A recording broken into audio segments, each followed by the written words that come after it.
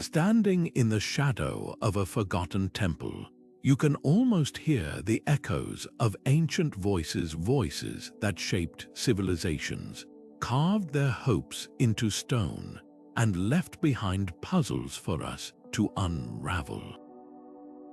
These abandoned structures are more than just ruins. They're windows into the minds of people who lived centuries or even millennia before us. What drove them to build such monumental spaces? What fears or dreams did they etch into these walls? Today, we're stepping into the silent halls of deserted temples to uncover the psychology of early societies, piecing together the stories they left behind in stone and symbol. Think about the last time you walked through an old building, maybe a historic church or an abandoned house. There's a strange feeling, isn't there? A sense that the walls hold memories, that the air itself carries whispers of the past. Now, imagine that feeling magnified 1,000-fold. That's what it's like to stand before the towering pyramids of the Maya, the intricate temples of Angkor Wat, or the sun-baked sanctuaries of ancient Egypt. These places weren't just buildings, they were the beating hearts of their societies, spaces where the spiritual and the everyday collided.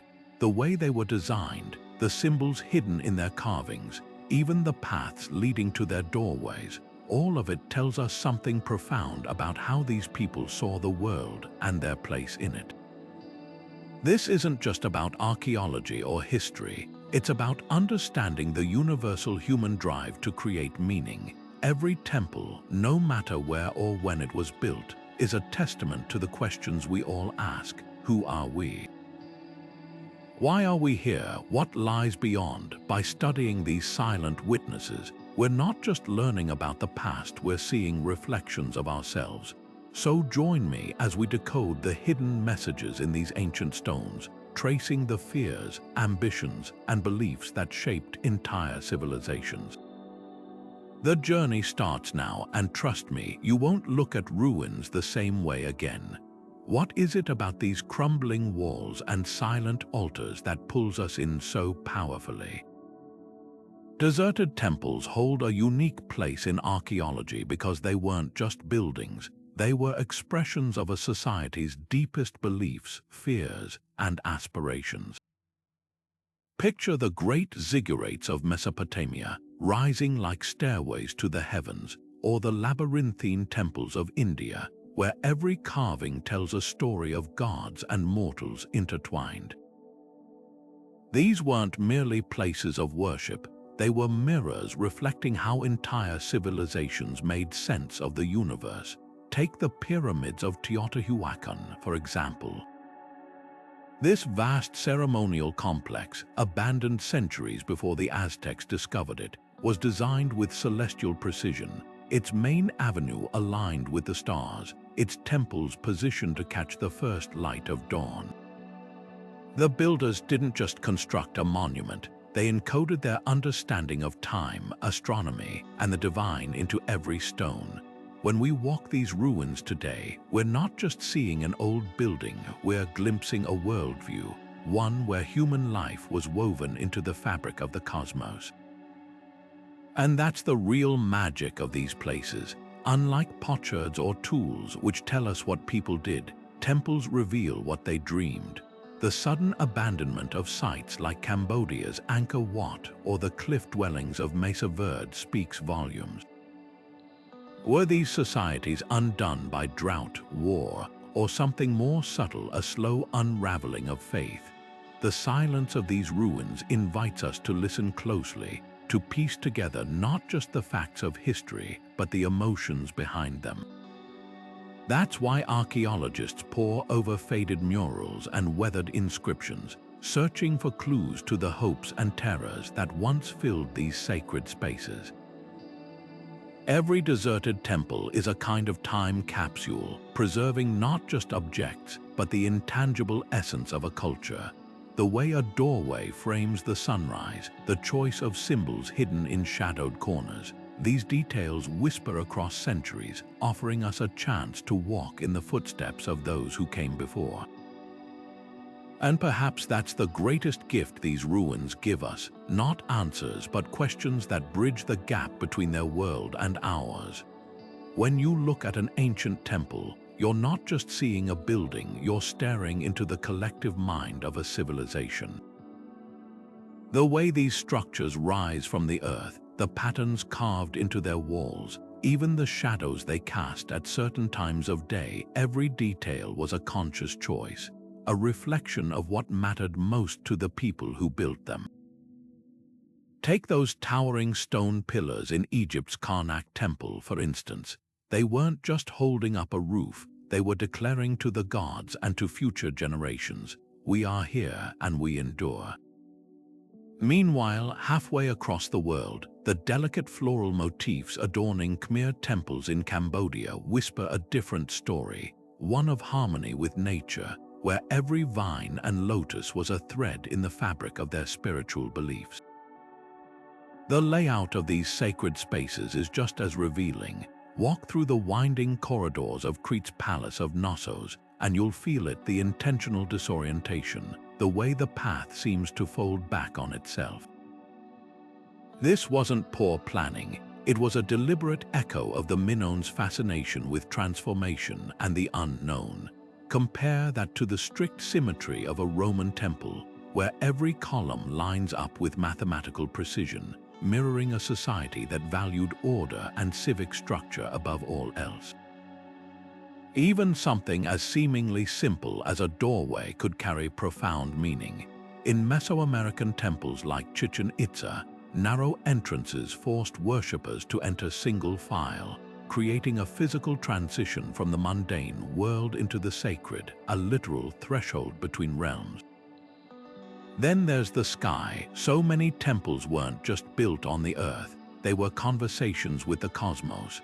The great stone circles of Britain, the Pyramid of Collula aligned with Venus, even the way light falls precisely on an altar during the winter solstice at Newgrange, these weren't accidents. They show us cultures that saw themselves as part of a vast, interconnected universe. When a society points its holiest site toward a specific star or designs windows to capture one perfect beam of annual sunlight, they're telling us something essential, that they measured their lives not just in harvests or wars, but in the slow dance of celestial bodies. But perhaps the most telling detail of all is how these temples were built. The quarry marks on unfinished obelisks, the tool grooves in granite blocks. These are the fingerprints of ancient hands. In places like Lalibela, Ethiopia, where entire churches were carved downward into solid rock, or at Petra, where facades were chiseled from cliff faces, we see more than engineering prowess. We see devotion made tangible, a willingness to spend generations cutting stone because the act itself was sacred. That's why construction methods matter just as much as the finished product.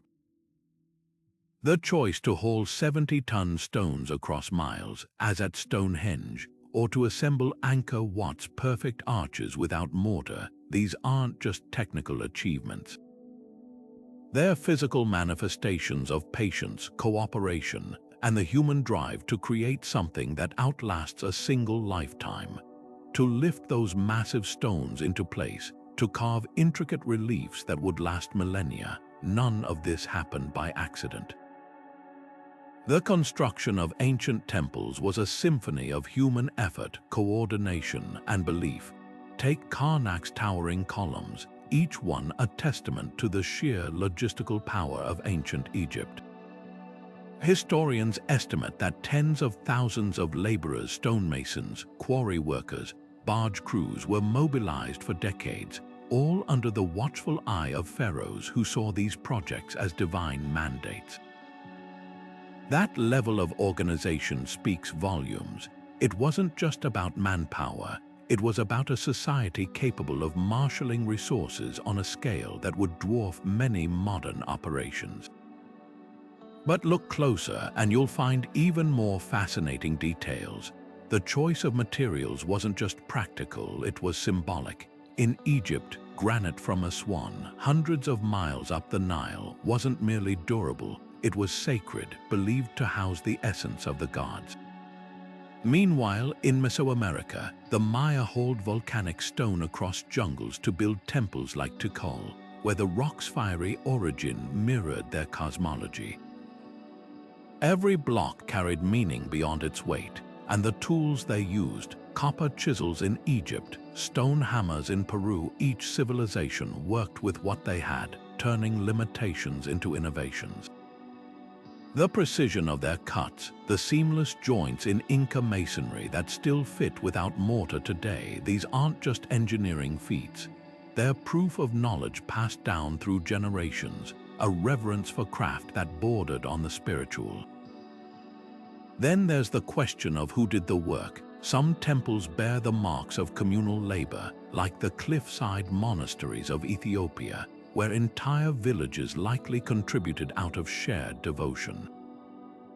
But other sites tell darker stories. The Assyrian ziggurats, for instance, were built by conquered peoples, their labor attacks paid in sweat and blood. The contrast is striking. One culture builds as an act of unity, another as an assertion of dominance. Even the layout of work camps near these sites offers clues. In Egypt's Deir el-Medina, the village of tomb builders had schools, hospitals, and even strike records, evidence of skilled workers with rights. Compare that to the anonymous mass graves near some Mesopotamian sites, where laborers toiled under the lash. The stones remember, and what about the rituals woven into construction itself? From the ceremonial laying of foundation deposits, offerings buried beneath temple walls, to the alignment of doorways with celestial events, every phase of building was steeped in meaning. In India, Vedic texts describe precise rituals for consecrating temple sites, from chanting sacred verses to planting protective herbs. The act of construction wasn't separate from worship, it was worship. That's why these temples feel alive even in ruin. They weren't just built, they were breathed into existence by countless hands and hearts, each leaving an imprint we're still deciphering today.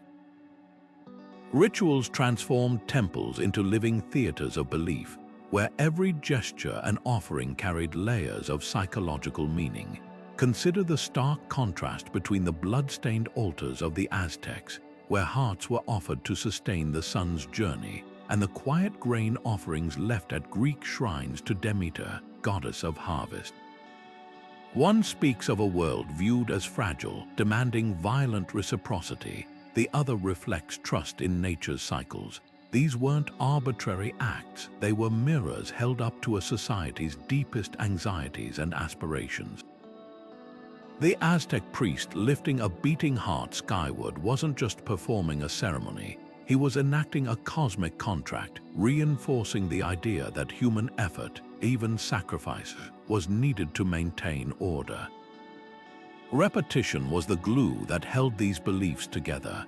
Imagine the cumulative effect of generations chanting the same prayers at Angkor Wat, or lighting identical oil lamps in Tamil temples century after century. This rhythmic predictability did more than honor gods. It wired collective identity into the community's nervous system. Archaeologists find evidence of this in the wear patterns on ritual objects, the smoothed edges of a libation bowl used daily, the foot-worn depression before an altar where countless knees pressed in devotion. These physical traces reveal how rituals became psychological anchors, transforming chaos into coherence. In a world without modern medicine or weather forecasting, such ceremonies offered the illusion, or perhaps the assurance, of control.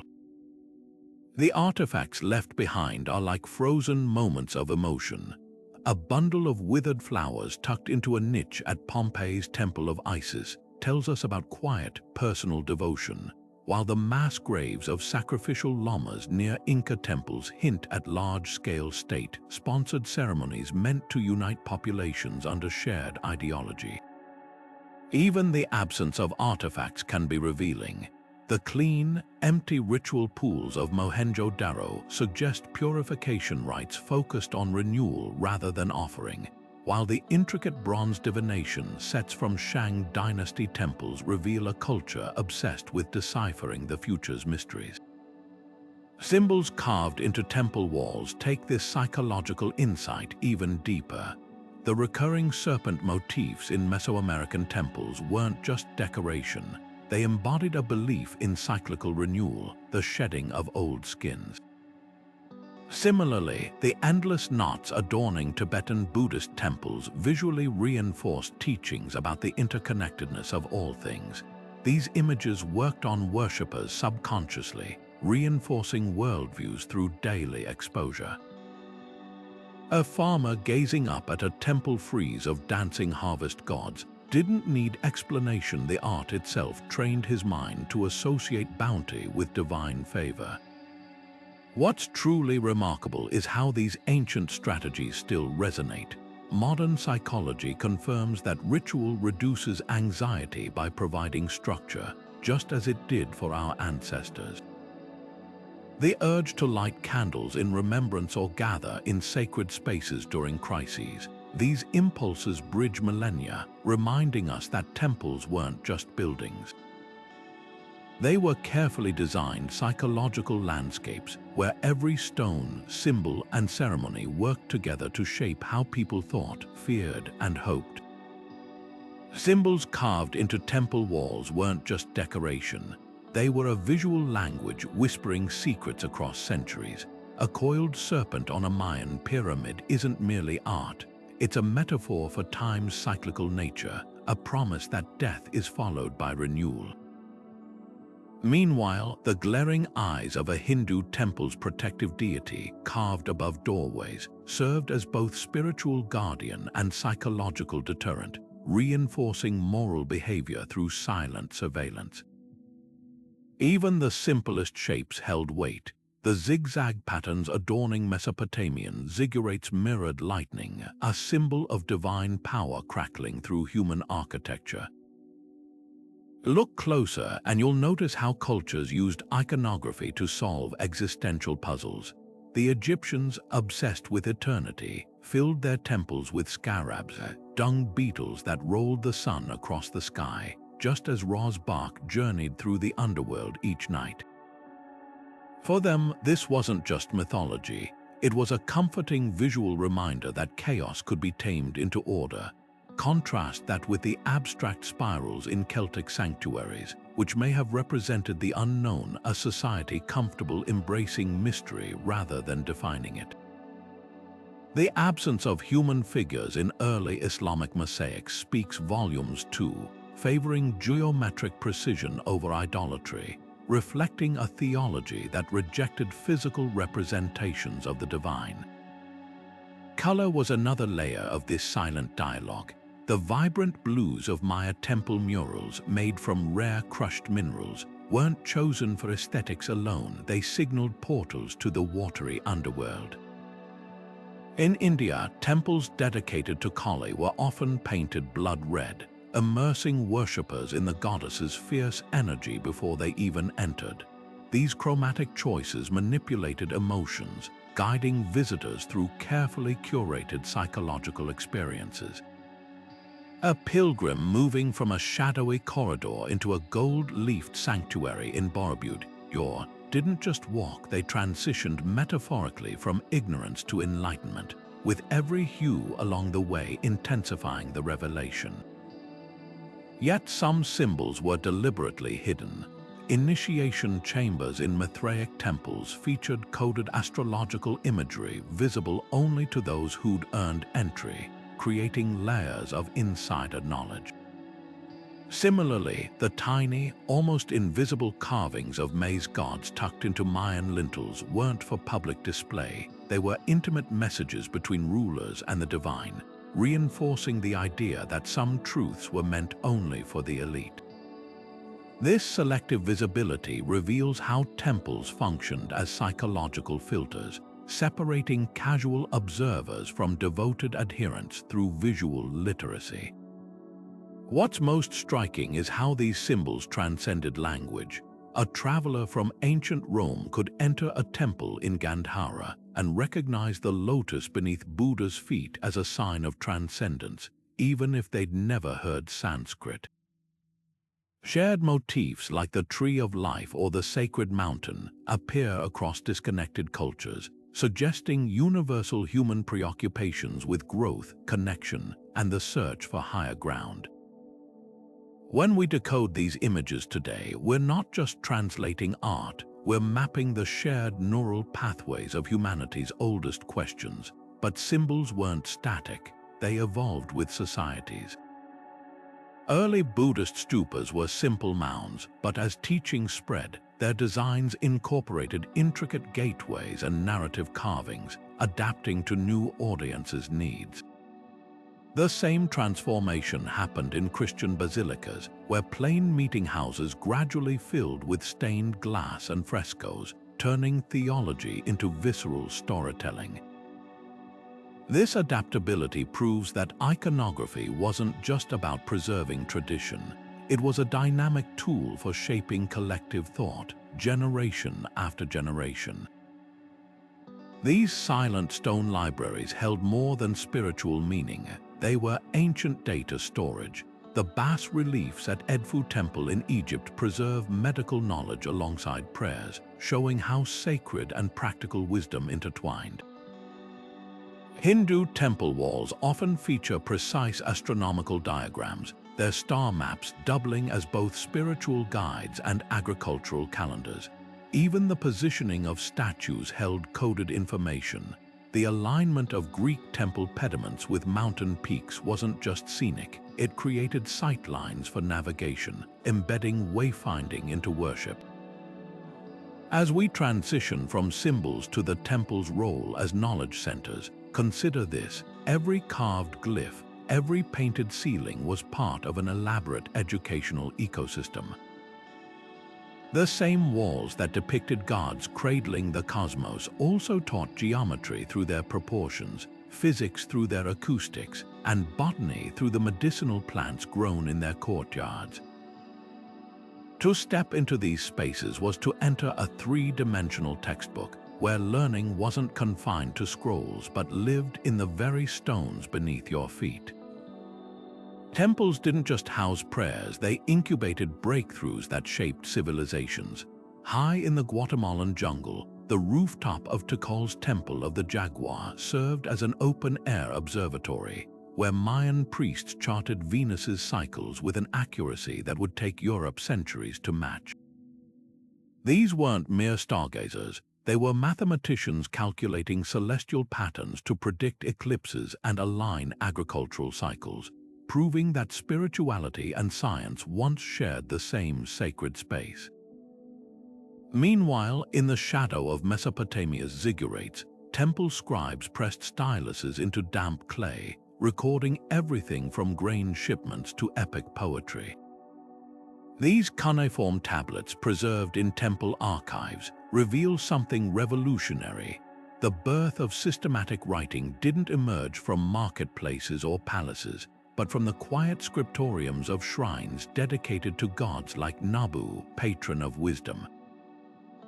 The design of these spaces tells its own story. Walk through the ruins of Egypt's Temple of Edfu, and you'll find walls inscribed with medical texts alongside hymns, proof that healing and holiness were inseparable. In India, the sprawling temple university complexes of Nalanda and Vikramashila attracted scholars from as far as Persia and China, their libraries stocked with treatises on everything from metallurgy to metaphysics. Even the humble monastery libraries of medieval Europe, where monks painstakingly copied ancient texts by candlelight, became lifelines for knowledge during turbulent times. These weren't just repositories, they were active laboratories where monks experimented with pigments for illuminated manuscripts or refined architectural techniques to support ever taller vaulted ceilings. But this fusion of faith and intellect wasn't purely altruistic. Controlling knowledge meant controlling power. The priest astronomers of Mesoamerica didn't just predict rains, they wielded that information to advise rulers on planting seasons, cementing their influence.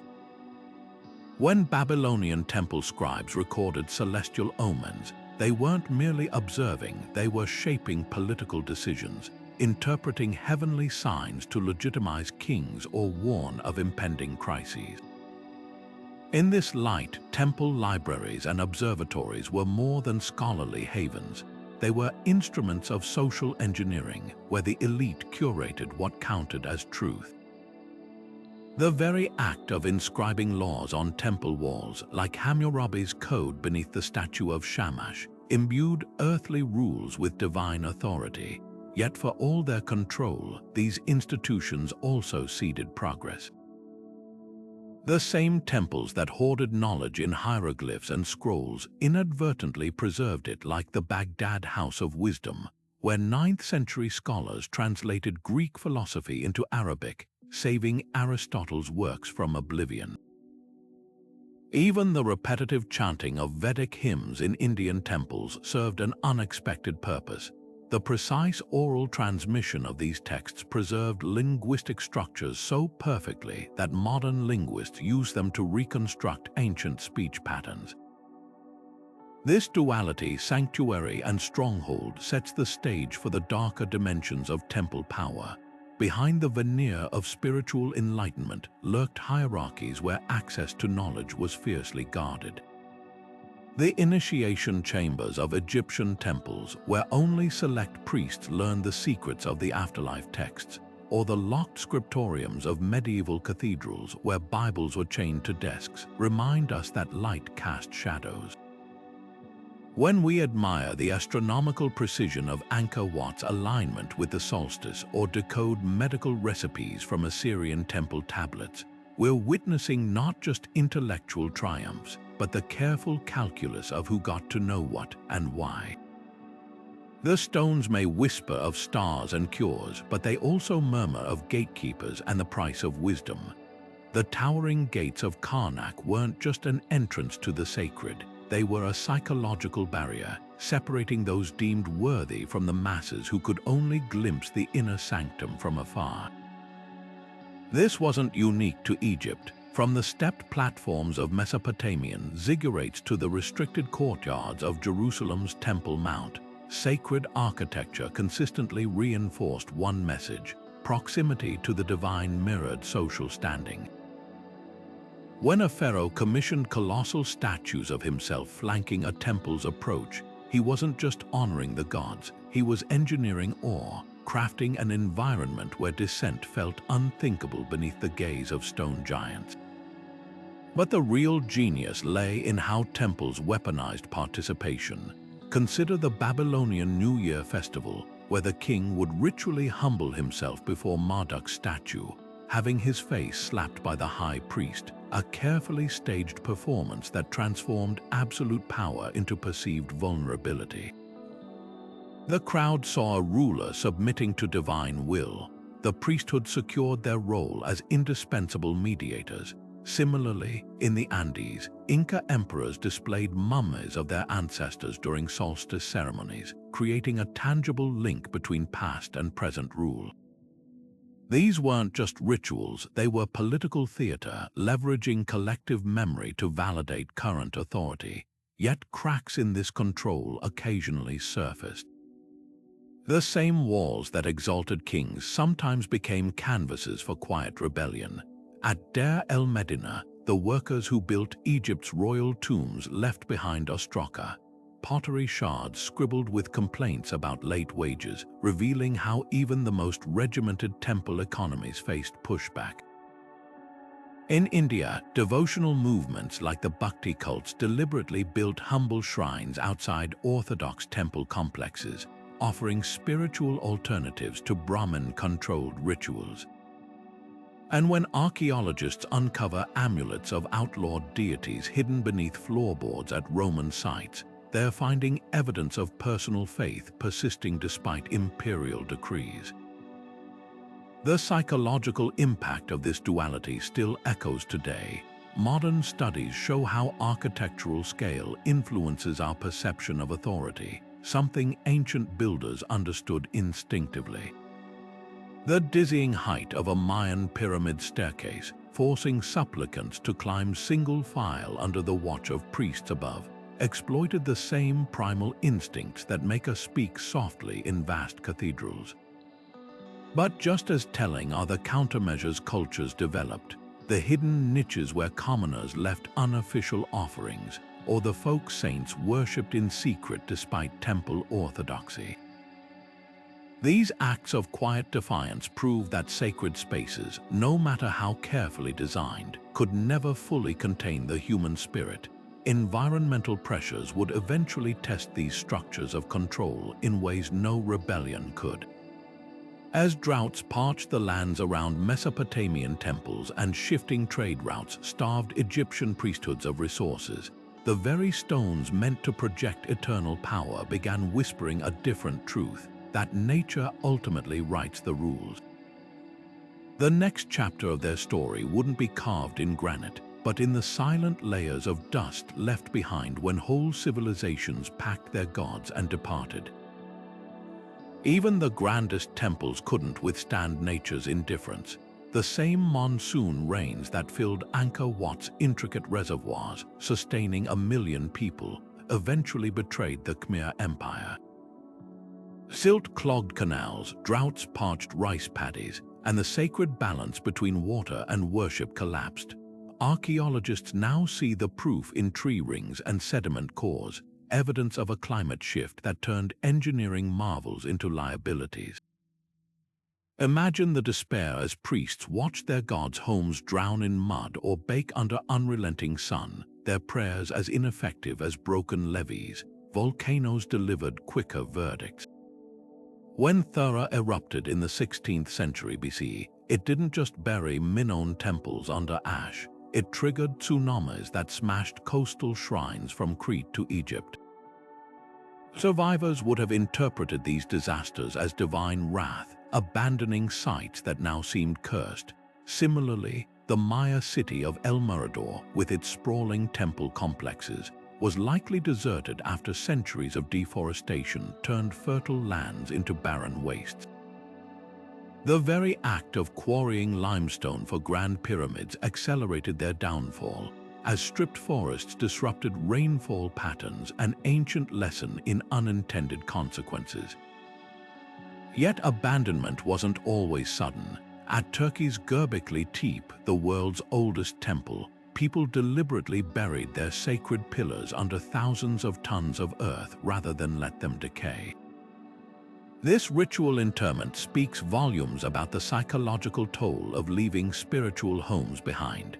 Across the Americas, indigenous oral traditions still recount these traumatic separations, Navajo stories of emerging from underground worlds, or Hopi accounts of migrations prompted by dried-up springs. The artifacts left behind tell parallel tales, half-finished carvings at Rapa Nui's Moai quarries, hastily hidden temple treasures in Mesoamerica, even the worn steps of Khajuraho's temples showing where generations rubbed away stone in devotion before vanishing. Trade routes that once fed temple economies could also starve them. When the Roman Empire's hunger for incense waned, the Nabateans' rose-red city of Petra lost its purpose. The same desert shrines that blessed camel caravans became irrelevant as ships replaced overland routes. Conversely, the spread of new ideologies along trade networks, Buddhism following the Silk Road, Islam along Indian Ocean ports, meant old temples often stood empty not because of environmental failure but cultural evolution.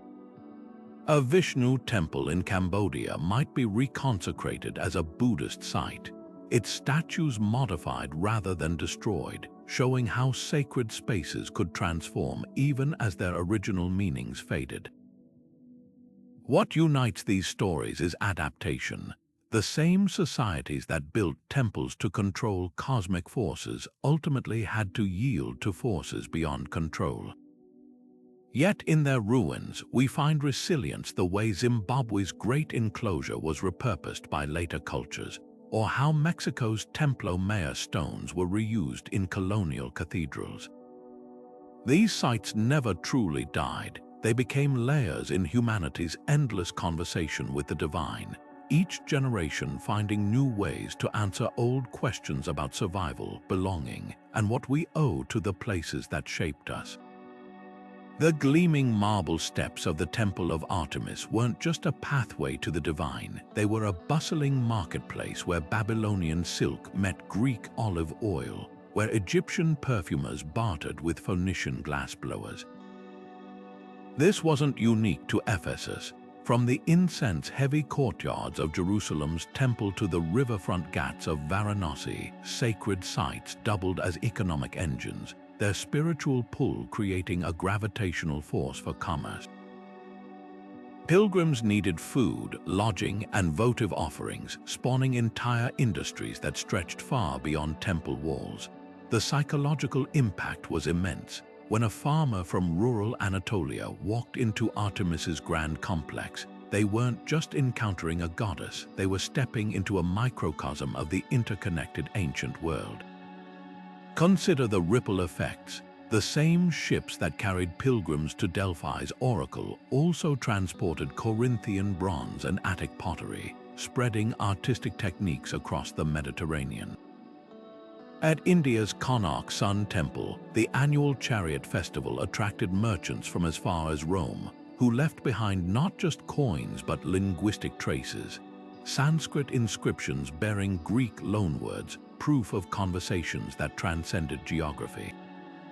Even conflict couldn't stifle this exchange. During the Babylonian exile, Jewish artisans absorbed Mesopotamian motifs that later reappeared in Solomon's temple, blending enemy aesthetics into sacred art.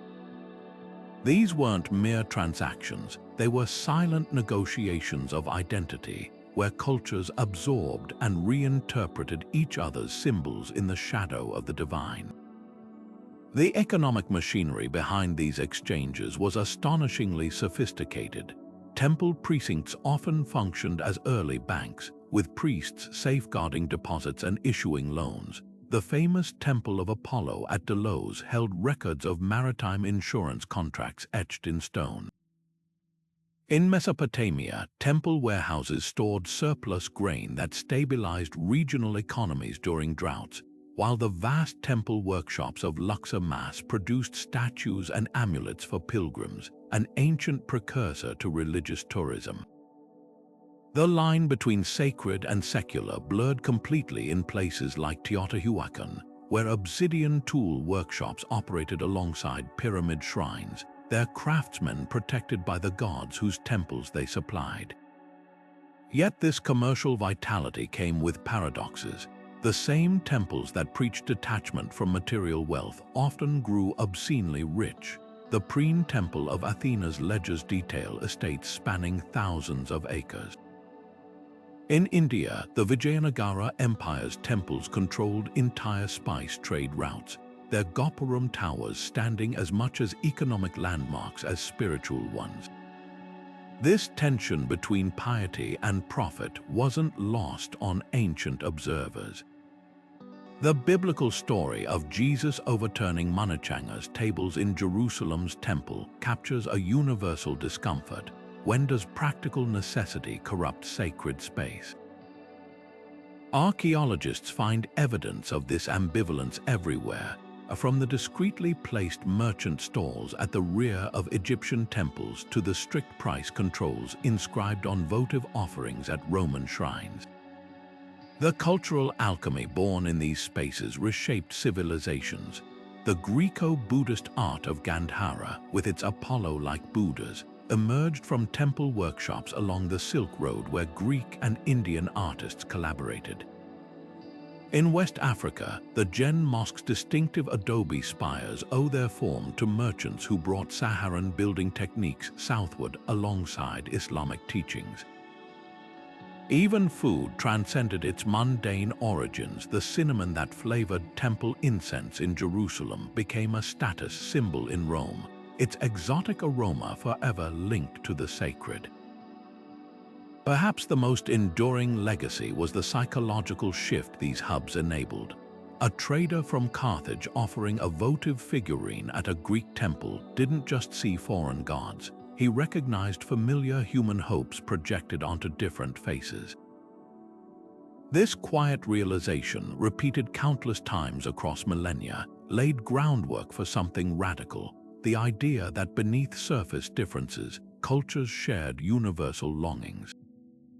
When we trace the spread of musical scales from Babylonian temples to Celtic shrines, or the way Persian blue glaze pigments ended up in Chinese temple roofs, we're witnessing more than material exchange. We're seeing the birth of a collective human imagination.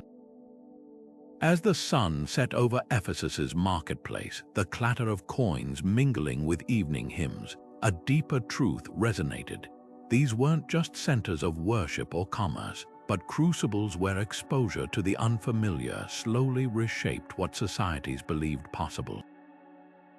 The same process that brought Phoenician purple dye to Indian temple textiles also carried home something less tangible but far more valuable: the quiet understanding that the world and its gods were far larger than anyone had imagined.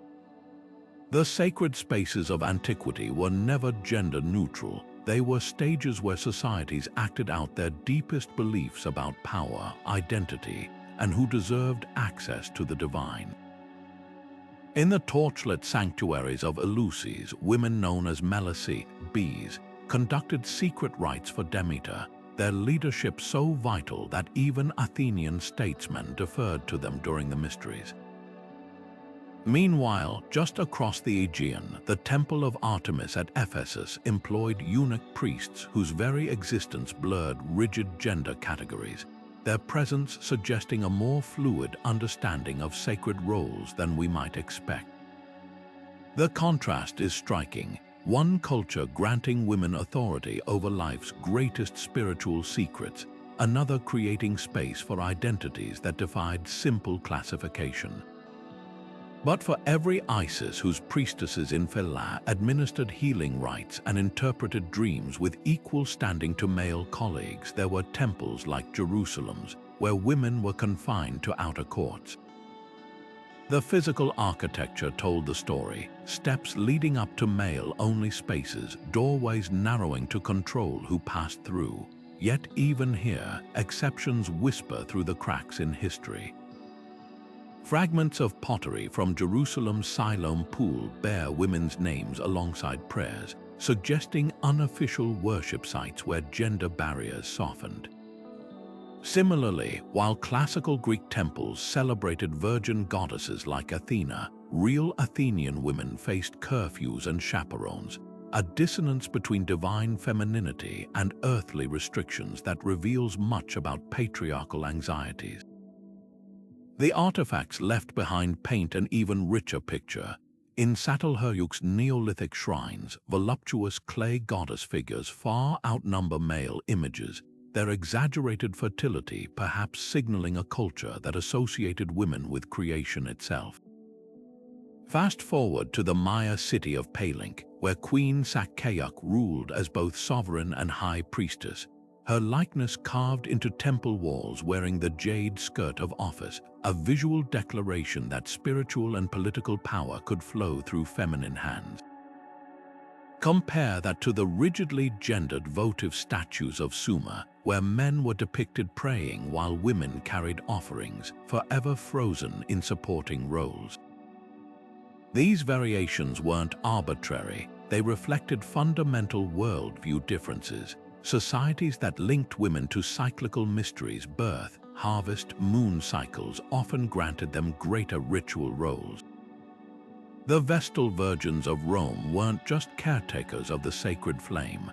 Their chaste bodies symbolized the city's inviolability, making them walking temples of sorts.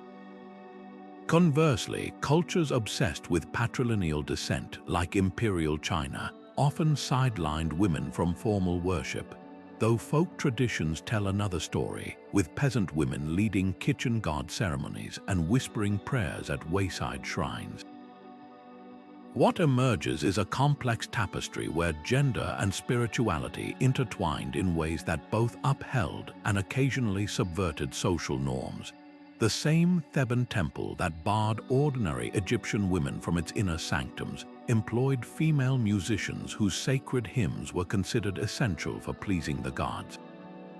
In Anatolia, Hittite queens performed rain-making rituals during droughts, their authority waxing when masculine military prowess failed against environmental crisis. Even the absence of evidence speaks volumes. The lack of female figurines in Zoroastrian fire temples aligns with texts depicting menstruation as spiritually polluting, while the proliferation of warrior goddess images in Dahomey mirrors historical accounts of real all-female military regiments. As we expand our view from individual temples to entire sacred landscapes, these gender dynamics take on new dimensions.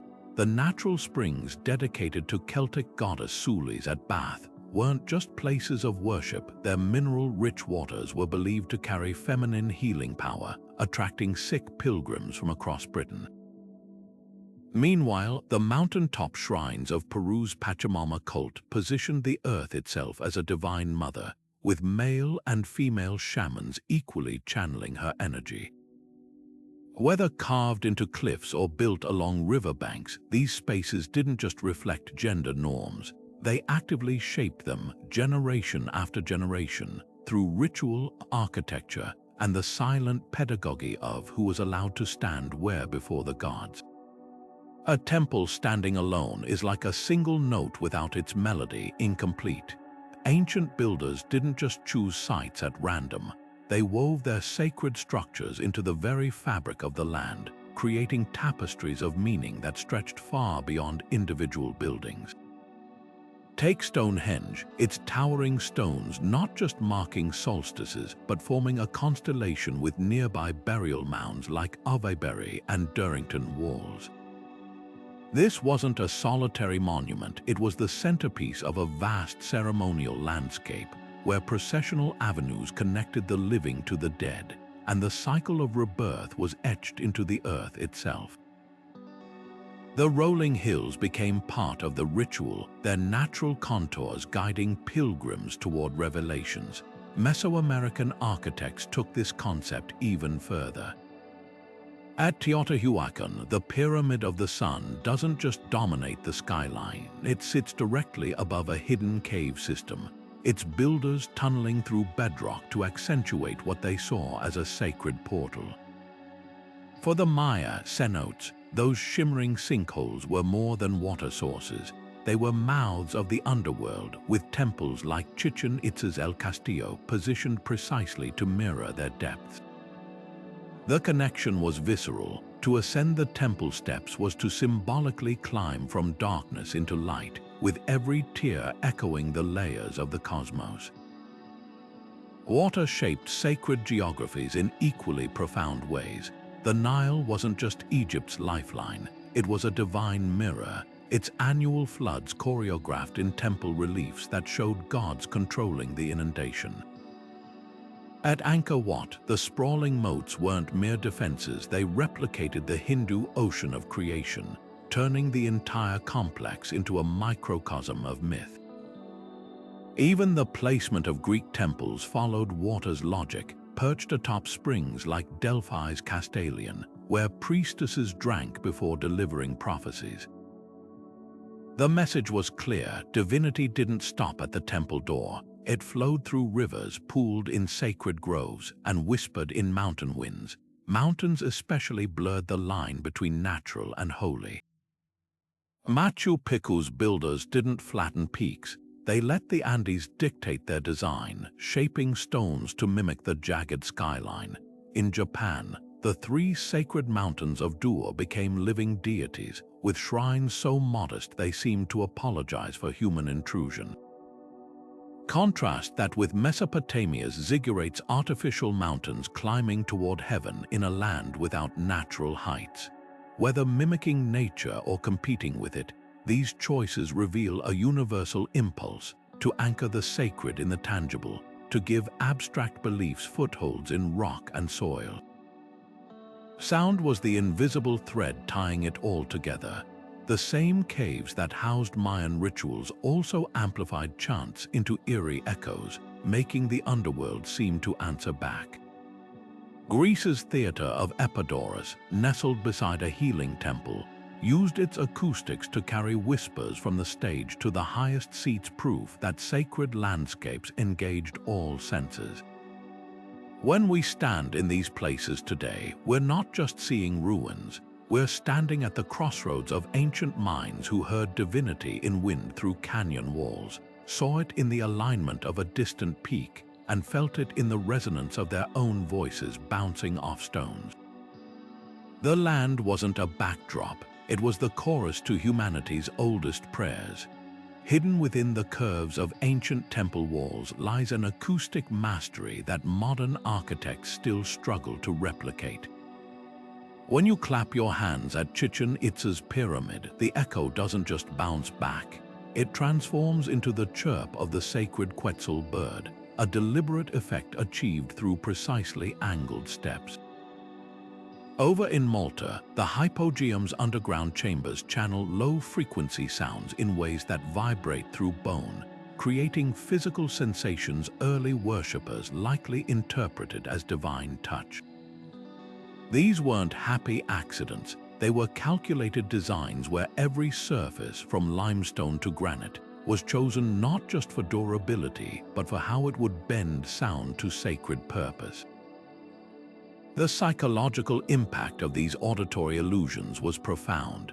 In Greece, the Temple of Apollo at Delphi positioned its oracle's chamber above a fissure emitting ethylene gas, a natural intoxicant, while hidden water channels amplified her whispers into eerie reverberations. Pilgrims already in altered states would hear her voice seeming to rise from the earth itself, the architecture transforming human speech into supernatural dialogue. Similarly, Hindu temples in South India embed bronze pillars that produce distinct musical notes when struck, turning circumambulation into a participatory symphony where movement and sound merged into meditation.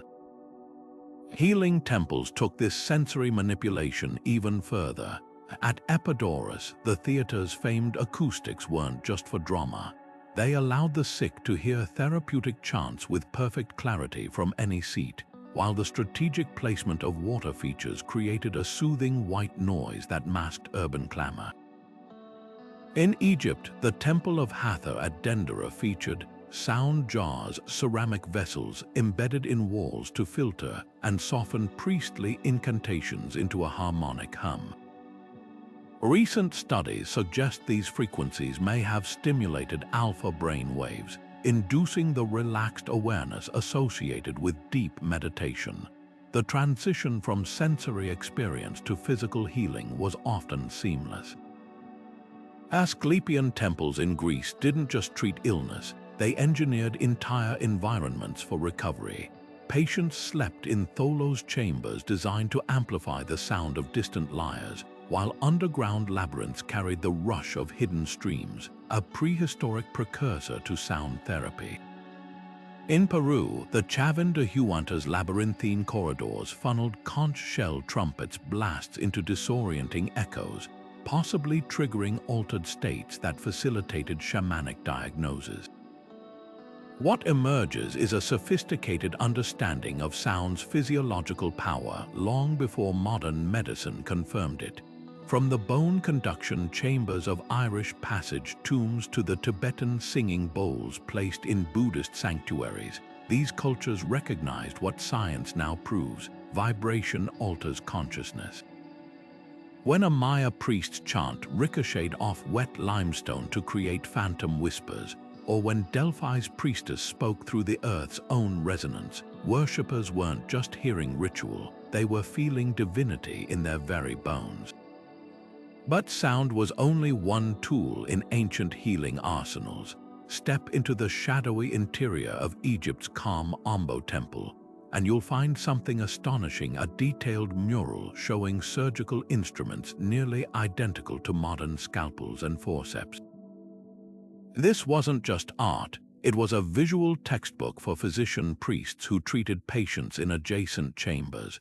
The same walls that depicted gods receiving offerings also catalogued herbal remedies, with hieroglyphic recipes for everything from willow bark painkillers, a natural aspirin to honey-based wound dressings still used in antimicrobial therapy today. Healing temples functioned as hybrid spaces, part hospital, part sanctuary. At Greece's Epidaurus, archaeological evidence reveals a sprawling complex with dream incubation halls, mineral baths fed by sacred springs, and even a stadium for therapeutic exercise. Patients left votive offerings shaped like afflicted body parts, terracotta eyes, marble feet, creating a tangible record of ailments that reads like an ancient medical journal. The Temple of Asclepius on Kos reportedly featured a library of case histories that may have influenced Hippocrates, blending spiritual and empirical healing in ways that challenge our modern dichotomy between science and faith. The most fascinating discoveries come from analyzing residue on temple artifacts. Gas chromatography of Egyptian ceremonial cups reveals traces of opium and blue lotus wine, early anesthetics used during temple surgeries. In Mexico, Mayan dental fillings made of jade and turquoise show advanced understanding of oral hygiene, while Chinese Taoist temples stored precise alchemical formulations for mercury-based medicines toxic by today's standards, but groundbreaking for their time. These weren't just places to pray for health. They were laboratories where generations of healer priests refined their craft through trial, observation, and meticulous record-keeping. Perhaps the most poignant evidence comes from the patients themselves. The skeletal remains found near Peru's Pachacamac Temple show signs of successful trepanation skull surgery, with bone regrowth proving patients survived years after. At Britain's Bath Thermal Springs, lead curse tablets tossed into the waters bear messages like, "May the one who stole my cloak lose his eyesight," alongside more heartbreaking pleas, "To Sulis I give my daughter's fever." These personal appeals remind us that for all their architectural grandeur and medical innovation, healing temples ultimately served a universal human need, the hope that somewhere divine and earthly forces might intersect to mend what's broken. The moment a feverish patient crossed the threshold of an Asclepian, they entered a world where healing was as much about the soul as the body. These Greek healing temples weren't just clinics with columns. They were carefully designed environments where every element, from the scent of sacred herbs to the murmur of distant hymns, worked in concert to restore health. Patients would first bathe in spring waters believed to carry divine blessings, then sleep in Abatan's special chambers where dreams were interpreted as diagnostic tools. A vision of the god Asclepius holding a healing herb might prompt priests to administer specific poultices, while dreams of snakes, the god's sacred animal, could signal impending recovery. This wasn't superstition, it was an early recognition of the subconscious mind's role in wellness. Other cultures took equally sophisticated approaches. In Egypt's Temple of Kam Ombo, wall carvings depict surgical tools alongside prayers to Sobek, the crocodile god of medicine, a tangible blend of faith and scalpel. Excavations there uncovered a drainage system likely used during operations, proving these spaces were as functional as they were spiritual. Meanwhile, in India's Ayurvedic temples, physicians charted the body's mama's energy points resembling modern acupuncture meridians using knowledge preserved in palm leaf manuscripts. The real breakthrough came in their understanding of placebo effects centuries before the term existed. When a Babylonian temple priest prescribed a clay tablet stamped with a god's seal, the ritual itself may have triggered the patient's innate healing responses. The psychological framework of these spaces was just as intentional as their physical treatments. Roman healing temples often featured ceiling mosaics of serene ocean scenes, leveraging color therapy to calm anxious minds. At Epidaurus, the theater's perfect acoustics allowed patients to hear uplifting dramas from their systems, an ancient form of art therapy. Even the architecture played tricks on perception. The gradual brightening of corridors leading to sunlit inner sanctuaries created a visual metaphor for recovery. This holistic approach extended beyond individuals. Epidemics prompted temples to organize communal feasts, recognizing that isolation could be as deadly as disease, an early grasp of social determinants of health. What modern medicine often dismisses as ritual was actually sophisticated biopsychosocial care. The incense wafting through these halls wasn't just ceremonial. Many resins, like frankincense, have proven anti-inflammatory properties. Tibetan monastic hospitals still use this synergy today, combining mantra recitation with herbal formulas whose efficacy science now confirms. Similarly, the rhythmic drumming in Native American sweat lodges induced trance states that likely boosted endorphins, while the steam itself purified wounds. These traditions didn't separate prayer from prognosis. They understood that belief could lower cortisol levels long before lab tests measured stress hormones. The legacy of temple medicine lingers in unexpected places. Next time you visit a hospital chapel or see a labyrinth in a cancer ward, you're witnessing echoes of ancient healing sanctuaries. Even the white coats of modern doctors descend from the linen garments Egyptian priests wore to prevent infections. Perhaps the greatest lesson these ruins teach is that healing thrives where science and spirit walk hand in hand, a truth as relevant today as it was when patients first sought solace under temple porticos. As we turn from healing to timekeeping, consider how temples also served as colossal calendars. The same stones that channeled divine energy for the sick were precisely aligned to mark solstices, equinoxes, and planting seasons, bridging earthly needs with cosmic rhythms. At Newgrange in Ireland, a narrow passage captures the winter solstice sunrise, flooding the inner chamber with light for exactly 17 minutes. This wasn't just astronomy, it was a reassurance that darkness would always retreat before the sun's return. Similarly, the Mayan temple of El Castillo casts a serpentine shadow during equinoxes, transforming architecture into a celestial clock. These structures didn't merely measure time, they sacralized it, weaving human lives into the grand tapestry of the cosmos. The towering stones of Newgrange in Ireland weren't just walls. They were a carefully calibrated instrument, designed so that once a year, at dawn on the winter solstice, a single shaft of sunlight would pierce the entrance and crawl along the passageway to illuminate the inner chamber. This wasn't just architecture, it was a celestial handshake, a way for Neolithic builders to say, "We are here and we are paying attention."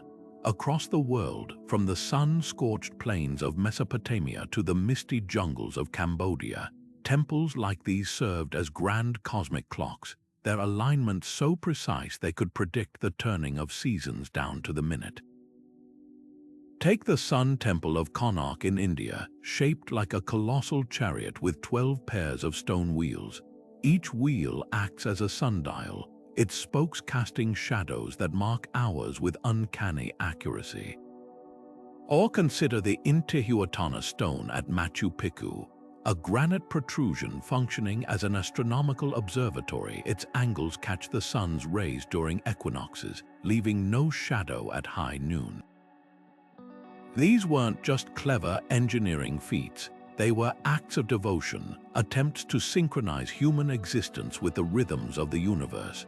For societies dependent on agriculture, knowing when to plant or harvest wasn't just practical, it was a matter of survival, making these timekeeping temples as vital as granaries or irrigation canals. But the obsession with celestial precision went deeper than crop cycles. The Maya, for instance, tracked Venus with such accuracy that their temple alignments predicted its appearances centuries in advance. At El Castillo in Chichen Itza, the descending shadow of the feathered serpent during equinoxes wasn't merely a spectacle, it was a visual confirmation that the gods were keeping their promises. that the cosmic order remained intact. The psychological comfort of these alignments can't be overstated. In a world without electric lights or weather forecasts, the predictable dance of shadows across temple walls offered reassurance that some things, unlike storms or droughts, could be counted on. Some temples took this synchronization to astonishing extremes.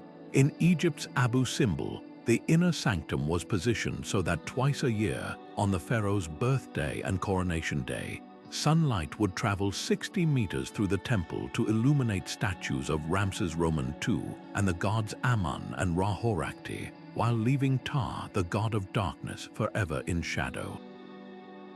This wasn't just a celebration of royal power, it was a statement that even the sun obeyed the king's divine mandate. Similarly, in China's Temple of Heaven, the circular altar of heaven was designed with 9 concentric marble tiers, a numerical representation of celestial harmony, where the emperor's voice during solstice rituals would echo unnaturally, as if amplified by the cosmos itself. Yet for all their precision, these cosmic clocks also reveal a poignant human truth. The desire to control time is at its core a rebellion against mortality. The same societies that built structures to last millennia also filled them with symbols of cyclical renewal: serpents shedding skin, phoenixes rising from ashes. Temples like Stonehenge, which marked both solstices and lunar eclipses, suggest a longing not just to measure time but to transcend it, to find patterns that might hint at something eternal. When we stand in these places today, watching the same sunbeams that once touched priestly faces, we're participating in an ancient ritual, one that turns architecture into a conversation across centuries, a shared recognition that time is the one altar at which we all must kneel. But where light was celebrated, shadows also gathered. The same societies that mapped the stars with such devotion often saw celestial events as omens: eclipses signaling divine displeasure, comets foretelling upheaval. This duality between awe and terror, prediction and propitiation, sets the stage for the darker dimensions of temple worship, where the quest for cosmic order sometimes demanded sacrifices far more personal than offerings of grain or incense.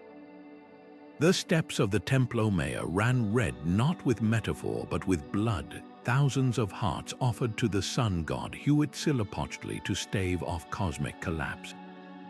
This wasn't unique to the Aztecs, from Carthage Tophet, where urns held cremated infants, to the sacred cenotes of the Maya, where gold-clad victims plunged into dark waters. Sacrifice served as a grim currency between humanity and the divine. But beneath the surface horror lies a psychological puzzle. Why did so many cultures, separated by oceans and millennia, arrive at this same brutal solution? Recent studies suggest these rituals may have functioned as societal pressure valves. In drought-stricken Mesoamerica, where crop failure meant mass starvation, the spectacle of sacrifice could transform paralyzing collective fear into purposeful action. The very brutality bonded communities shared trauma, creating what psychologists now call identity fusion, where participants emerge more loyal to the group. Archaeologists find evidence in the careful choreography of Aztec ceremonies. Flint knives passed hand to hand before the cut, priestly garments woven by every neighborhood. This wasn't random violence, it was communal theater, with each role reinforcing social hierarchies. Yet sacrifice also reflected darker impulses. The bog bodies of Europe, preserved with eerie perfection, show signs of ritual killing during famines, their stomachs empty even as their hairstyles remained elaborately groomed. These weren't casual murders but calculated offerings, suggesting societies interpreting suffering as divine demand. Similarly, Inca Capacocha ceremonies selected unblemished children for high-altitude sacrifices, their frozen remains found clutching figurines perhaps meant to plead their case to the gods. The psychological toll on survivors must have been profound, yet the alternative believing catastrophe was meaningless may have seemed worse. The objects left behind whisper of complex motivations. At Mexico's Templo Maya, archaeologists uncovered coyote skeletons dressed in warrior regalia, their spines threaded with seashells from distant coasts. These weren't simple killings but symbolic acts, blending conquest, trade, and cosmology into a single ritual. In Rome, the rare sacrifice of a pregnant sow during treaty signings carried layers of meaning, the unborn litter symbolizing future breaches. The act itself so taboo it bound parties more effectively than any contract. What truly chills is how these practices mirrored their environments. Island cultures like the Aztecs and Polynesians, surrounded by unforgiving waters, developed more frequent sacrificial rites than landlocked societies. The Carthaginians, dependent on perilous sea trade, sacrificed their most precious commodity, children, during naval defeats. Even the method reflected local realities. Highland Andes societies used altitude sickness as a sacred tool, while jungle cultures leveraged poisonous flora. The gods, it seems, always spoke in the language of their worshippers' deepest fears, yet for all their prevalence, sacrifices weren't mindless brutality. The careful preservation of Inca child mummies' fingernails, trimmed before death to prevent posthumous growth, speaks to unexpected tenderness amid horror. Maya lords piercing their own tongues to collect blood for ceremonial parchments blurred the line between sacrificer and sacrificed. These nuances force us to abandon easy judgments, confronting an uncomfortable truth. The same impulse that drives modern soldiers to die for flags or parents to work themselves sick for children's futures may share psychological roots with those ancient offerings. As empires clashed and cultures merged, these blood-stained altars would face their greatest test not from judgmental future generations, but from the arrival of foreign gods and the seismic shifts they brought. The stones that had drunk sacrificial blood for centuries would now witness a different kind of transformation, one where belief systems collided with the force of tectonic plates. When the first foreign soldiers marched into a sacred precinct, the real battle wasn't just for territory, it was for memory itself. Look at the Parthenon's weathered columns, where Christian frescoes once covered pagan friezes, only to be whitewashed centuries later by Ottoman minarets. Each layer wasn't mere renovation, it was a deliberate rewriting of history, like palimpsests where new gods were inscribed over old. Yet sometimes the stones refused to forget. In Spain's Mezquita Cathedral, the horseshoe arches of a Moorish mosque still whisper beneath Catholic vaulting, their geometry too perfect to dismantle. Conquerors learned the hard way, temples could be captured, but their soul was harder to erase. The violence wasn't always physical. When Akhenaten imposed monotheism in Egypt, his agents didn't just smash Amun's statues, they chiseled away the god's name from every inscription, believing the act would unmake him from history itself. Yet in the shadows, priests preserved sacred texts, hiding them in tomb shafts until the old gods could breathe again. Meanwhile, in the Andes, Inca survivors of Spanish conquest secretly buried Huacan's sacred stones beneath Christian churches, creating a spiritual underground railroad. Archaeologists still find these hidden devotionals today, a crucifix hollow enough to hold cornmeal offerings to Pachamama, or saint statues with Quechua prayers etched into their bases. Some adaptations were startlingly literal. Rome's Pantheon, originally a temple to all gods, became a church by simply reassigning its dedication. The oculus in its dome no longer framed the sun god but illuminated Christian altars. In Damascus, the Umayyad Mosque absorbed a Byzantine church's walls so seamlessly that local Christians still worship in a shrine inside the mosque courtyard. These weren't compromises but cunning acts of cultural preservation. When Hindu artisans worked on Mughal mosques, they slipped lotus motifs between Islamic arabesques. When Buddhist cave temples along the Silk Road fell to Islam, their murals were plastered over rather than destroyed, saving them for modern restorers to rediscover. The artifacts tell quieter stories of resistance. In Mexico, after the Spanish banned Day of the Dead rituals, indigenous families began baking pan de muerto in shapes mimicking the forbidden amaranth dough effigies of old gods. In Greece, villagers secretly buried ancient statues beneath churchyards, marking the spots with inconspicuous crosses. Even language became a tool. The Lord's Prayer, translated into Nahuatl, kept the cadence of Aztec poetry, making the foreign scripture feel eerily familiar. These weren't acts of defiance so much as survival, proving that faith could shapeshift without surrendering its essence. Pilgrimage routes bear witness to this fluidity. The Camino de Santiago, now a Catholic trail, follows much older Celtic paths to the end of the world at Finisterre, where pre-Christian pilgrims once came to watch souls depart with the setting sun. Japan's Kumano-Kodo Trail blends Shinto torii gates with Buddhist stupas, reflecting centuries of layered devotion. Walking these paths today, you're treading not just on stone but on strata of belief, where every footfall connects with someone else's ancient longing. What emerges is a paradox. The more conquerors tried to erase sacred sites, the more those sites became living archives of human resilience. The same Parthenon that became a church, then a mosque, then an armory, now stands as a monument to none of those things, and all of them simultaneously. Its scars aren't just damage, they're a diary of our endless reinvention of the divine. Perhaps that's the ultimate lesson of these spaces, that faith, like water, always finds a way to seep through cracks, to pool in unexpected places, and given enough time, to wear down even the hardest stone. The dusty roads leading to Delphi or the crowded ghats of Varanasi weren't just paths, they were psychological thresholds, each step designed to strip away the familiar and prepare the pilgrim for transformation.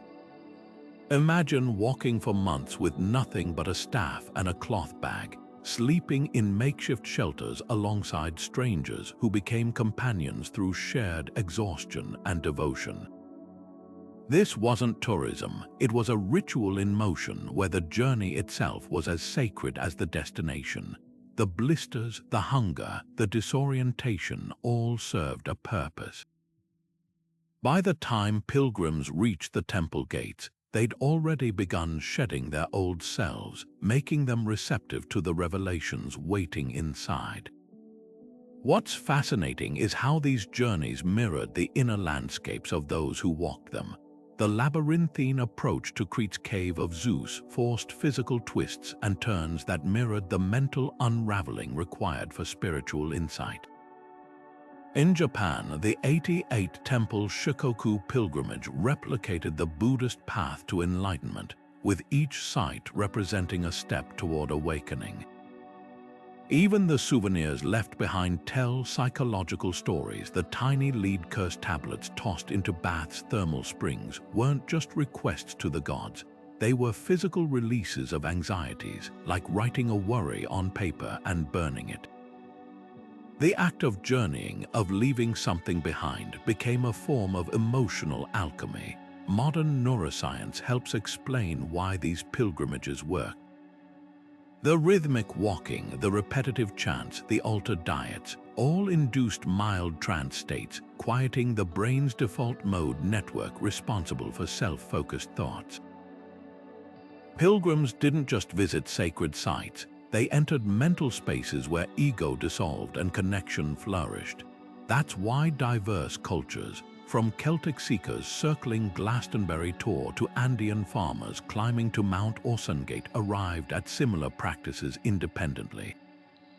The physical struggle created a container for psychological change, a truth rediscovered today by everyone from Camino de Santiago hikers to Burning Man attendees. Yet pilgrimage was never solitary. the crowded inns along the road to Mecca, the shared meals at Compostela hostels. These were early social networks, binding people across class and ethnicity through shared purpose. Artifacts show this beautifully. A Viking Age brooch found near Jerusalem's Holy Sepulchre, its Norse design hinting at unlikely friendships formed en route. The psychological safety of these temporary communities allowed for vulnerability confessions exchanged over campfires, grief shared beside roadside shrines. In an age before therapists or support groups, pilgrimage offered something just as powerful: the healing knowledge that no one walks alone. The legacy of these journeys lives on in surprising ways. Next time you see airport chapels or highway rest stops with meditation spaces, you're witnessing the modern echoes of ancient pilgrimage routes.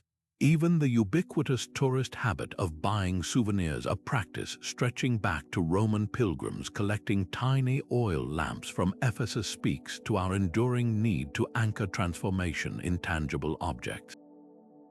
The temples awaiting these travelers weren't just endpoints. They were catalysts for stories that would be told and retold, turning individual quests into collective memory. As we shift from the psychology of movement to the architecture of permanence, consider how temples didn't just host these transformations, they orchestrated them through urban design. The same principles that guided pilgrims' footsteps also shaped entire cities, with sacred sites acting as gravitational centers around which markets, homes, and power structures revolved. Walk through the ruins of Tenochtitlan or ancient Benares, and you'll notice something striking. The farther from the temple, the more mundane the buildings become. This wasn't accidental. Urban planners, though they wouldn't have used that term, understood that proximity to the divine translated into social capital, creating hierarchies etched in stone and street layouts. Unfinished temples stand as frozen moments in time, architectural blueprints etched into the earth, revealing the dreams and stumbles of civilizations cut short. Walk through the quarries of Aswan, where an obelisk twice the weight of any ever raised still lies attached to bedrock, its bottom face rough-hewn and waiting. Or gaze up at the jagged skyline of Saudi's Temple of Artemis, its columns forever unadorned by the fluting that would have made them gleam. These abandoned projects aren't failures, they're candid snapshots of ambition colliding with reality, offering raw insights no polished monument ever could. Consider the clues left behind. At Baalbek's Temple of Jupiter, the massive trilithon stones, each weighing 800 tons, were dragged into place, but the decorative carvings stop abruptly halfway up. Chisel marks show where workers downed tools, perhaps fleeing war or drought. In Egypt's Dendera, a hidden staircase leads to the temple roof, where unfinished zodiac reliefs expose the grid lines used to transfer designs from papyrus to stone, a rare glimpse of the artistic process usually erased from history. These spaces feel strangely intimate, like catching a glimpse of a painter's preliminary sketches beneath their masterpiece. The reasons for abandonment are as varied as the sites themselves. Some, like Malta's Huacan, show signs of sudden catastrophe, half-carved altars with tools still lying nearby, as if workers dropped everything mid-stroke. Others whisper of slow unraveling. The Inca's Coricancha in Cusco, its flawless masonry interrupted by crude Spanish additions, tells of conquest forcibly rewriting sacred space. Most poignant are temples abandoned by evolving beliefs. When Christianity reached Philae Island, the Temple of Isis was left with painted offerings still drying on its walls, prayers to a goddess whose time had passed. Yet these fragments often reveal more than completed structures.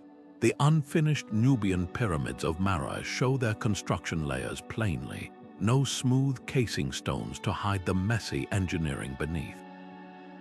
At Göbekli Tepe, the earliest known temple, archaeologists found pillars carved on one side only, suggesting builders worked inward from the walls, a technique lost to later civilizations.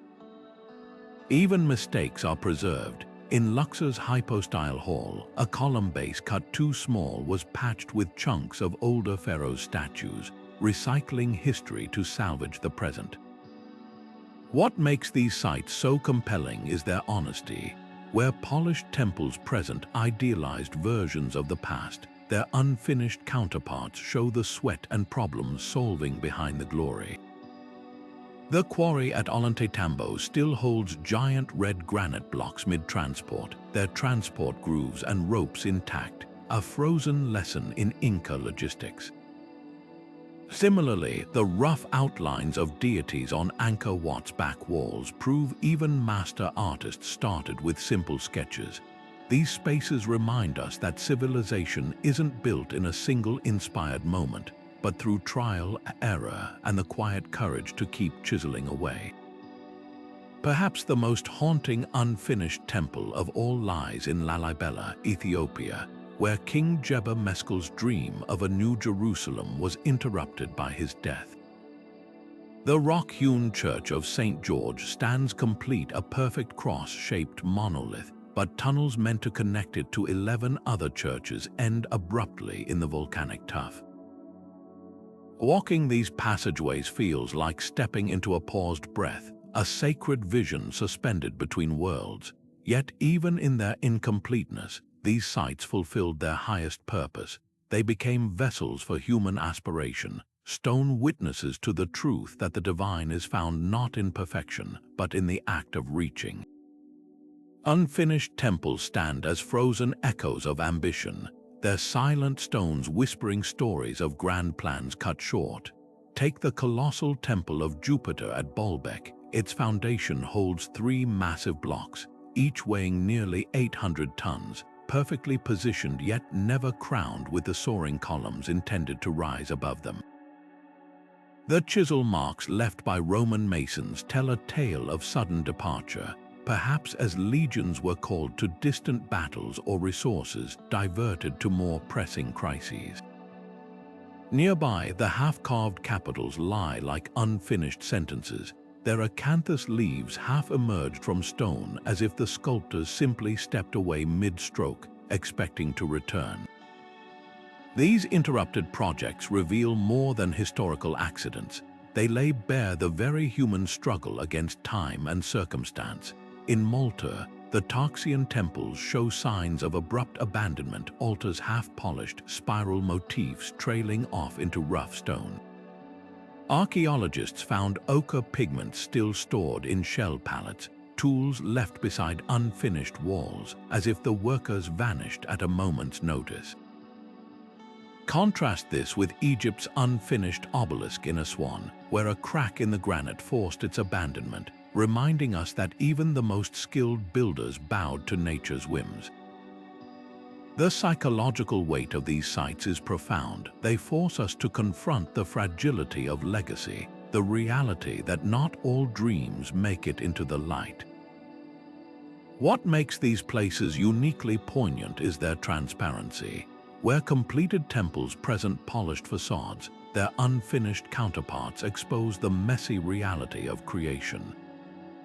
At Ollantaytambo in Peru, giant red granite blocks stranded along an Inca transport route still bear the knobs used for rope leverage, offering a masterclass in pre-Columbian engineering. Similarly, the jagged edges of Sardi's Temple of Artemis reveal how columns were shaped, first squared, then rounded, finally fluted, a process usually hidden beneath perfection. These frozen moments remind us that civilization advances in fits and starts, not in the smooth arcs we often imagine. The reasons for abandonment are as varied as the cultures themselves.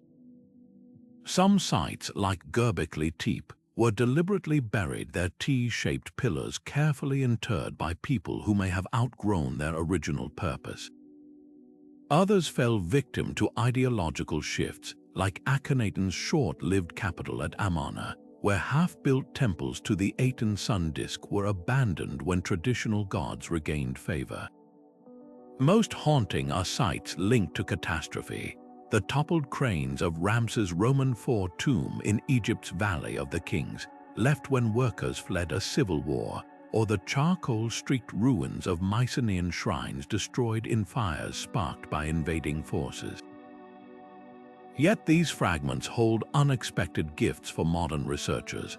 Unfinished carvings at Cambodia's Banteay Day preserve the grid lines used to transfer designs from sketches to stone, an ancient equivalent of an architect's blueprints. In India's Ellora caves, partially excavated chambers reveal how artisans worked from ceiling downward, their chisel marks mapping a meticulous process lost to time elsewhere. Even failures teach us. The cracked lintel at Greece's Temple of Apollo in Didyma shows where miscalculations in marble strength led to redesigns, proving innovation often emerged from setbacks. Now, as laser scanners and ground-penetrating radar peel back layers of dirt and time, these abandoned projects are yielding secrets even their builders might not have known. At Baalbek, 3D reconstructions suggest the Romans planned a ramp system far more sophisticated than previously imagined, while spectral imaging on Malta's interrupted walls has uncovered erased designs hinting at radical late-stage changes. What emerges is a humbling truth: the grandest temples were never guaranteed. They stand today not just as testaments to skill, but to perseverance through collapse, adaptation, and sometimes the wisdom to walk away. Modern archaeology has traded dust-covered brushes for lasers that slice through jungle canopies, revealing secrets our predecessors could only dream of uncovering. Picture this: a plane equipped with LiDAR technology flies over the Cambodian jungle, its lasers penetrating thick vegetation to map the ground below.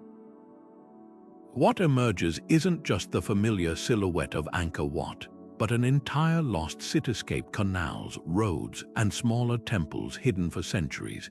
This isn't science fiction. It's how we discovered Mahendraparvata, a sprawling urban network that rewrote our understanding of the Khmer Empire's scale and sophistication. Suddenly, isolated temples became dots connected by invisible lines, revealing trade routes, water management systems, and even hints of suburban sprawl from 1,000 years ago. Ground-penetrating radar works similar magic beneath our feet, sending pulses into the earth to sketch subterranean worlds without lifting a single shovel. In Turkey's Göbekli Tepe, radar revealed chambers deeper than expected, suggesting the world's oldest known temple complex might be just the tip of a monumental iceberg. Meanwhile, in Peru, scans of the Moch Temple of the Moon exposed previously unknown burial chambers, their walls lined with vivid murals depicting rituals no living person had seen until their discovery. These tools don't just find hidden rooms, they preserve them. By mapping sites digitally before excavation, archaeologists avoid the tragic mistakes of early explorers who inadvertently destroyed fragile artifacts in their eagerness to reach them. Then there's the quiet revolution happening in labs. DNA extracted from tooth calculus in Maya temple burials tells stories no stone inscription ever could. Traces of maize and cocoa reveal ceremonial diets, while pathogen fragments expose how diseases like coccolistly swept through pilgrim crowds. Isotope analysis of bones from Teotihuacan's Temple of the Feathered Serpent identified migrants from as far as Guatemala, proving these sacred sites drew devotees across vast distances. Even the stains on altar stones yield surprises. Recent mass spectrometry at Carthage Tophet detected plant-based resins mixed with animal fats, challenging long-held assumptions about sacrificial materials. Yet the most profound revelations aren't about objects but people. High-resolution 3D modeling of temple graffiti, like those hidden in Egypt's Temple of Hathor, show the shaky hands of apprentice scribes practicing alongside master carvings, offering an intimate glimpse into apprenticeship systems. In Rome, laser scans of the Pantheon's dome revealed subtle shifts in brickwork density, exposing engineering tricks used to distribute weight and prevent collapse. These details humanize the past, transforming cold stone into living workshops where real people solved problems with creativity and grit. But with great power comes great responsibility. As drones map sacred sites in minutes and algorithms reconstruct shattered frescoes, archaeologists face new ethical quandaries. Should we digitally recreate temples for public VR experiences if local communities consider them active spiritual spaces? Who owns the data when a scanned artifact's coordinates become a lucrative NFT? The same idea that revealed Guatemala's lost Maya cities also inadvertently mapped clandestine logging routes, putting vulnerable sites at risk of looting. Technology isn't neutral, it's a mirror reflecting our choices back at us. Perhaps the most humbling lesson of these high-tech tools is how much they've upended old assumptions. The isolated Easter Island statues, LiDAR shows they're connected by roads, part of a sophisticated societal network, the peaceful Indus Valley civilization. Skeletal DNA hints at violent conflicts behind those orderly city grids. Every scan, every genome sequence peels back another layer, reminding us that history isn't set in stone, it's alive, evolving with each discovery. The real magic happens when tech and tradition dance together, like the Maya elders who now use satellite imagery to locate ancestral wells forgotten for generations. As we stand on the threshold of these new frontiers, one truth becomes clear. The future of understanding our past lies not in choosing between technology and intuition, but in weaving them together like the threads of an ancient tapestry. The stones still speak, we're just learning to listen in ways our predecessors never imagined. The moment an archaeologist's trowel breaks ground at a sacred site, they're not just unearthing artifacts, they're stepping into an ethical labyrinth where science, spirituality, and sovereignty collide. Consider the case of the Parthenon marbles, chiseled by ancient Greek hands, hauled away by a British lord, and now displayed in London while Athens' Acropolis Museum stands half empty. This isn't just about legal ownership, it's about the psychological resonance of place. For the Greek grandmother bringing her granddaughter to touch the weathered stones where goddesses once stood, the absence of those sculptures isn't merely inconvenient, it's a visceral severing of embodied memory. Yet the counterarguments carry weight too. When the Rosetta Stone was taken to London, it became accessible to scholars worldwide, cracking open the secrets of hieroglyphs. Would that breakthrough have happened if every artifact never left its soil of origin? The Benin bronzes tell a darker story. Thousands of brass plaques looted during colonial violence, now scattered across Western museums, while Nigerian artists must travel abroad to study their ancestors' masterpieces. Recent restitution efforts, like Germany returning artifacts to Namibia, reveal a shifting paradigm where moral accountability is starting to outweigh centuries-old collection policies. Sacred sites add even deeper layers to this dilemma. When researchers entered the sealed chambers of Egypt's Valley of the Kings, they treated the space as an archaeological goldmine, but for modern Coptic Christians, those same tunnels were where their ancestors hid from Roman persecution. The dissonance is stark. Science sees data where communities see sanctity. In Australia, Aboriginal elders have pioneered a middle path, allowing limited scans of rock art sites while keeping physical access restricted, preserving both knowledge and tradition through technology. The psychological toll on descendant communities often goes unmeasured. Imagine being a Maya teenager watching Instagram reels of influencers posing atop your great-grandmother's temple, treating it as a photo backdrop rather than a place where blood offerings once nourished the earth. Contrast that with the resurgence of Quechua pride when Machu Picchu's artifacts began returning from Yale University, rekindling connections to Inca engineering wisdom. These aren't abstract debates, they're about healing intergenerational wounds and restoring fractured identities. Legal frameworks struggle to keep pace with these nuances. UNESCO conventions distinguish between items acquired legally versus illegally, but what about the gray areas? The mummy of Amenhotep I, CT scanned in Cairo without unwrapping, shows how modern techniques can respect both research and reverence. Meanwhile, auction houses still sell Cambodian statues with murky provenance, forcing nations to prove theft decades after the fact. The solution may lie in collaborative stewardship, like the joint Greek-British research teams studying Parthenon fragments, sharing insights across borders without relocating relics. As we transition from these ethical battlegrounds to modern architecture's debt to ancient temples, consider how contemporary designers are learning from past mistakes. The same glass skyscrapers that echo Mayan step pyramids now incorporate input from indigenous consultants, ensuring new sacred spaces honor old wisdom while serving living communities. Perhaps therein lies the answer, treating temples not as frozen relics, but as teachers whose lessons continue unfolding. Echoes of ancient temples resonate through our modern cities in ways we rarely pause to notice. The sweeping marble staircase of the U.S. Supreme Court isn't just functional, it's a direct descendant of the processional ways leading to Mesopotamian ziggurats, designed to make visitors feel the weight of authority before they even enter.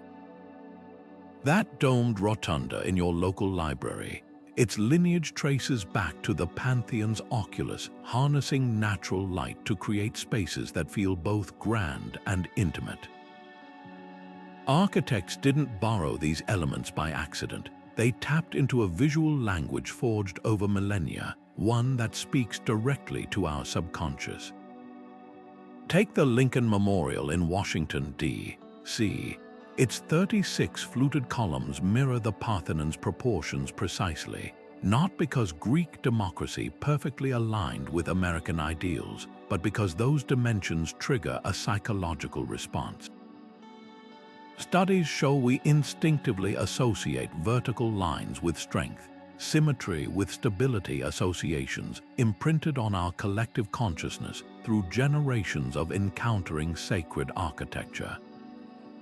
Even secular structures leverage this power. The soaring atriums of corporate headquarters borrow from Gothic cathedrals, their ribbed glass ceilings replacing vaulted stone to maintain that sense of awe while projecting modernity. The influence goes deeper than aesthetics. Consider how museums like the British Museum or the Metropolitan Museum of Art arrange their galleries. The progression from dimly lit introductory halls to brightly illuminated central exhibits replicates the ancient temple experience, the gradual revelation of knowledge as one moves toward the inner sanctum. This isn't just about drama, it's a neurological hack. Research confirms that controlled light transitions enhance focus and memory retention, a trick Egyptian priests mastered in Luxor's hypostyle halls 3,000 years ago. Yet some modern adaptations are more subtle. The stepped terraces of contemporary stadiums, from Beijing's Olympic Park to Los Angeles' SoFi Stadium, unconsciously echo the tiered temples of Angkor Wat or Mesoamerica. The psychology is identical, creating communal spaces where every participant feels connected to a central focus, whether it's a sacrificial altar or a halftime show. Even urban planning reveals temple DNA. The radial layouts of cities like Paris or Washington trace back to sacred geometries developed in places like India's Jaipur, where streets aligned with cosmic principles. What's most remarkable is how these ancient solutions address modern problems. The passive ventilation systems in Zimbabwe's Great Enclosure, which cooled interiors through strategically placed vents, inspired today's green buildings. Maya Temple's acoustic properties, designed to amplify whispers across plazas, inform contemporary concert hall designs. This isn't nostalgia. It's proof that early architects decoded universal principles of human perception, how we experience space, light, and sound, long before neuroscience could explain why these designs resonate. The persistence of sacred forms in secular spaces speaks to a profound truth. We still crave the sense of meaning these structures provide. In an age of glass towers and virtual spaces, the enduring power of a stone arch or a processional path reveals our unchanging need for physical anchors to the transcendent. Perhaps that's why abandoned temples haunt us so deeply. They're mirrors showing not just who we were, but who we still aspire to be. Standing among the ruins of a forgotten sanctuary, it's easy to see only loss. Yet these stones tell a different story, one of astonishing resilience. When earthquakes toppled Greek temples, survivors rebuilt using precisely cut grooves to absorb future shocks. Inca masons shaped their boulders with subtle asymmetries, allowing walls to shift during tremors without collapsing. These weren't just engineering feats, they were acts of defiance against time itself.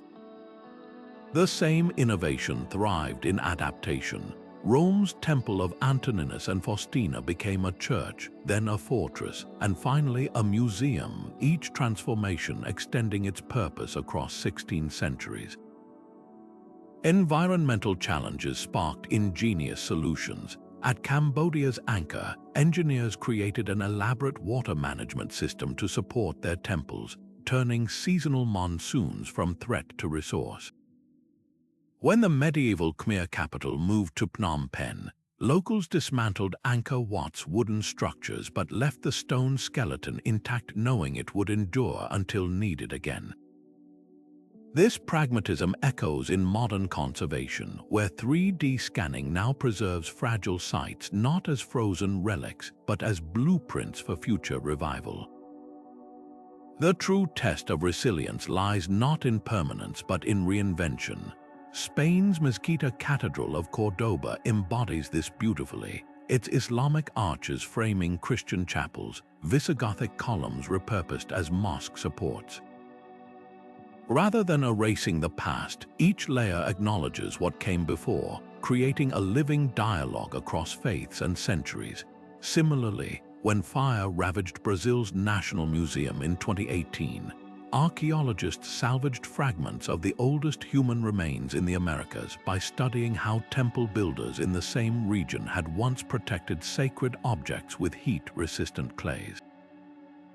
Perhaps the most poignant lesson comes from temples that refuse to die quietly. In Japan, the Ai's Grand Shrine has been rebuilt identically every 20 years for over a millennium, not because the materials fail, but to pass construction skills down generations. Meanwhile, in war-torn Syria, volunteers risked their lives to hide Palmyra's artifacts in basements, knowing these stones carried their children's birthright. This fierce stewardship reveals what really makes a temple endure, not mortar or marble, but the unbroken chain of hands and hearts determined to carry its story forward. These silent teachers remind us that resilience isn't about resisting change, but embracing it, finding new ways to honor old truths as the world shifts around us. The same ingenuity that raised towering ziggurats now guides satellite imaging of archaeological sites, and the devotion that polished temple stones for centuries lives on in digital archivists preserving them as VR models. Ruins don't mark endings, they're waypoints in a conversation spanning generations, inviting us to add our voices before passing the tale along. The act of rebuilding a temple isn't just about restoring bricks and mortar. It's a profound declaration that some truths transcend destruction. Japan's Ai's Grand Shrine, dismantled and reconstructed identically every 20 years for over a millennium, embodies this principle with stunning clarity. Each renewal isn't a copy, but a reincarnation, a ritual where master carvers teach apprentices to shape wood using the same tools and techniques as their ancestors. The shrine never ages, yet it's never frozen in time. This tradition, called Shikainan Sengu, isn't blind repetition. It's a living conversation between generations, ensuring that reverence for the sun goddess Amaterasu doesn't fade into abstract myth but remains as tangible as the scent of fresh cypress beams. Catastrophes have often been the unexpected catalysts for reinvention. When earthquakes toppled the great temples of Nepal in 2015, reconstruction blended ancient methods with modern seismic engineering. Traditional Nueri artisans carved replacement struts using centuries-old designs, while hidden steel frameworks fortified the structures against future tremors. Similarly, when fire ravaged Notre Dame's spire in 2019, debates over its restoration revealed a deeper tension. Should we recreate the past exactly, or let contemporary vision reinterpret it?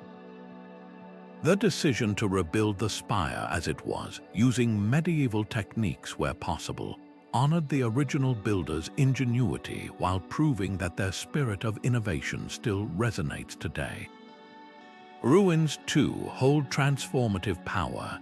The broken columns of Greece's Temple of Zeus or the skeletal arches of England's Glastonbury Abbey weren't left as monuments to failure but as invitations to reimagine. Romantic poets like Wordsworth saw in them a sublime beauty that intact buildings couldn't match, a reminder that imperfection can evoke the divine as powerfully as perfection. Modern visitors often report feeling a deeper connection at these fractured sites, where imagination fills the gaps left by time. There's a psychological alchemy at work here. By engaging with incompleteness, we become co-creators of meaning, projecting our own hopes onto ancient stones. This resilience extends beyond physical structures.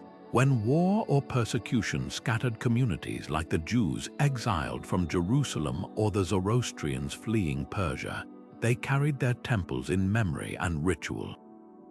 The diaspora synagogues of Cuba or India may lack Solomon's grandeur, but their Torah scrolls and eternal lamps sustain the same spiritual essence. Even digital spaces now serve this purpose. Online shrines and virtual reality reconstructions allow worshippers to enter destroyed temples like Palmyra's Bolshemin, proving that sacred space can transcend geography when necessity demands.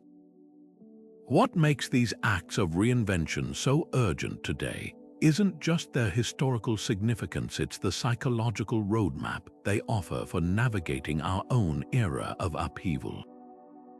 Climate change, technological disruption, and cultural shifts can feel like existential threats, but temples teach us that adaptation doesn't require abandoning core values. The Balinese Desa Pekraman system, where village temples anchor community decisions, shows how ancient frameworks can guide modern sustainability efforts. Meanwhile, adaptive reuse projects like Istanbul's Hagia Sophia, serving as mosque, then museum, then mosque again, demonstrate that identities can layer without erasing one another. To engage with these mysteries firsthand, start by visiting living temples where tradition breathes. Attend a Shikainan Sengu ceremony at Eyes, or witness the nightly lamp ritual at Varanasi's Ghats. For ruins, seek sites with ongoing conservation work. Jordan's Petra or Cambodia's Toprom, where archaeologists and locals can share stories of revival. Even at home, small acts matter. Planting a shrine garden with native species, or studying ancestral building techniques as meditative practice. The key isn't mere preservation, but participation, recognizing that these stones are still speaking if we're willing to listen. The lesson etched into every rebuilt temple is this: endings are illusions. Whether through cyclical renewal like Eyes' cypress groves, or the phoenix-like resurgence of Notre Dame's spire, humanity's sacred spaces remind us that destruction is often the prelude to a deeper kind of creation. What we choose to carry forward and how we choose to carry it becomes the bridge between what was and what might yet be. The urge to stand where ancient worshippers once gathered doesn't require a time machine. Today's technology and travel opportunities bring these sacred spaces within reach like never before. For those who can't trek to Cambodia's jungle-choked temples or Peru's mountain citadels, immersive virtual tours now offer startlingly intimate access. The SciArc Digital Archive lets you navigate Angkor Wat's corridors in 360-degree detail, spotting lichen patterns on stone devotas that even in-person visitors might miss. Meanwhile, the British Museum's VR reconstruction of Assyria's Nimrud Temple transports you to a world before ISIS militants reduced it to rubble, preserving what physical eyes can no longer see. These aren't mere substitutes, they're gateways to observe architectural nuances, the wear patterns on steps where generations knelt, the acoustics of chambers designed to amplify whispered prayers, with a closeness that crowded tourist sites rarely allow. For hands-on seekers, archaeological volunteer programs offer more than just souvenir photos. Organizations like Earthwatch pair travelers with active digs at Maya sites like Huacan, where brushing dirt from a jade pendant last touched 12 centuries ago bridges the gap between textbook and tactile history. In Portugal's Murtola, volunteers help restore Islamic-era mosaics under expert guidance, their trowels uncovering geometric patterns that medieval artisans hid beneath later Christian alterations. These experiences reveal what guidebooks can't: the texture of discovery, the patience required to reassemble a civilization fragment by fragment. Just remember, ethical participation means respecting boundaries. The temple you're documenting might still hold ritual significance for local communities, as with Bali's Goa Gadja, where visitors are asked to wear sarongs and avoid pointing feet at sacred carvings. Armchair explorers have riches to uncover too. Jeremy Wade's river monsters might seem an unlikely source, but his episode diving in the sacred cenotes of the Yucatan unveils how these sinkholes were considered portals to the underworld. Meanwhile, historian Bettany Hughes' Divine Women series spotlights forgotten priestesses who shaped temple rituals across the ancient world. For deeper dives, books like The Temple in Man decode the sacred geometry of Luxor's ruins, while Breaking the Maya Code unveils how epigraphers cracked the stories hidden in glyphs at Palenque and Tikal. Pair these with podcasts like The Ancient World, which reconstructs the sounds of Babylonian temple hymns using surviving notation, and you've got a feast for the senses without leaving home. However you choose to engage, these encounters share a common thread: their invitations to slow down and listen. Unlike the hurried selfie stops of mass tourism, sitting quietly in the rock-cut churches of Lalibela as chanting echoes through torchlit passages, or tracing your fingers along the same Celtic spirals that Iron Age pilgrims touched at Newgrange, creates space for reflection.